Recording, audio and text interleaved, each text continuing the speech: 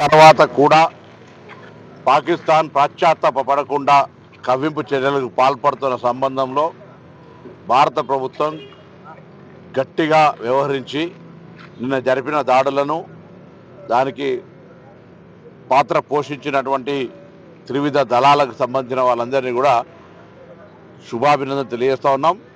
రాజకీయాలు లేవు ఇవల్ల భారతదేశము సరిహద్దు అంతర్గత భద్రతకు సంబంధించి Congress party working committee Rahul Gandhi గారి నాయకత్వంలో స్పష్టంగా చెప్పినారు.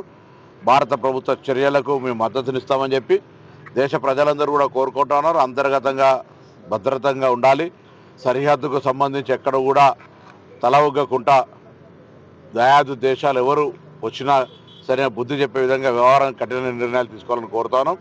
ఈరోజు తెలంగాణ ప్రజలు కూడా ఎవరు కూడా ఆందోళన చెందే అవసరం లే. గౌరవ ముఖ్యమంత్రి గారు, మంత్రులు, ప్రభుత్వము, అధికారులు, పోలీసులు అప్పటికప్పుడు ఎక్కడికక్కడ అన్ని రకాల అందుబాటులో ఉండి ఎటువంటి ఇబ్బందులు ఎటువంటి అంశాలకు సమస్య రాకుండా చూస్తూ ఉన్నారు. ఎవరైనా ఏదైనా అంశాన్ని సెన్సిటివ్ అంశాన్ని దుష్ప్రచారం చేస్తే కఠిన చర్యలు ఉంటాయని ప్రభుత్వ పక్షాన్ని తెలియజేస్తున్నాం.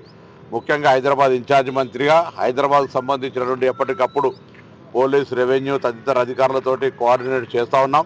గౌరవ ముఖ్యమంత్రి గారి ఆదేశాల మేరకు ఎక్కడ కూడా హైదరాబాద్ సెన్సిటివ్ ప్లేస్ అయినప్పటికీ అంతే ఎఫెక్టివ్ పోలీసు ఉన్నారు కాబట్టి చిన్న అనుమానాస్పద అంశం వచ్చినా పోలీసుల సమాచారాన్ని చెప్పండి. మనకు మిలిటరీ కేంద్రాలు, కంటోన్మెంట్స్ ఏరియాలు ఉన్నాయి.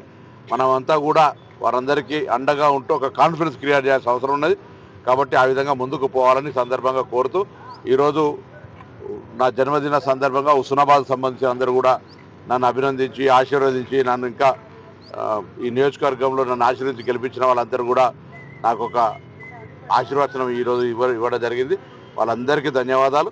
తప్పకుండా భగవంతుని ఆశీర్వచనంతో, నా నియోజకవర్గ ప్రజల ఆశీర్వచనంతో, నాయకుల యొక్క సహకారంతో నియోజకవర్గాన్ని అన్ని రంగాల్లో విద్య, వైద్య, వ్యవసాయ, పారిశ్రామిక, టూరిజంతో సహా అన్ని రకాల ఉపాధి అవకాశాలను మెరుగుపరిచే విధంగా అభివృద్ధి చేయడానికి ఆ భగవంతుడు నాకు శక్తిని ఇవ్వాలని సందర్భంగా వేడుకుంటా ఉన్నాను.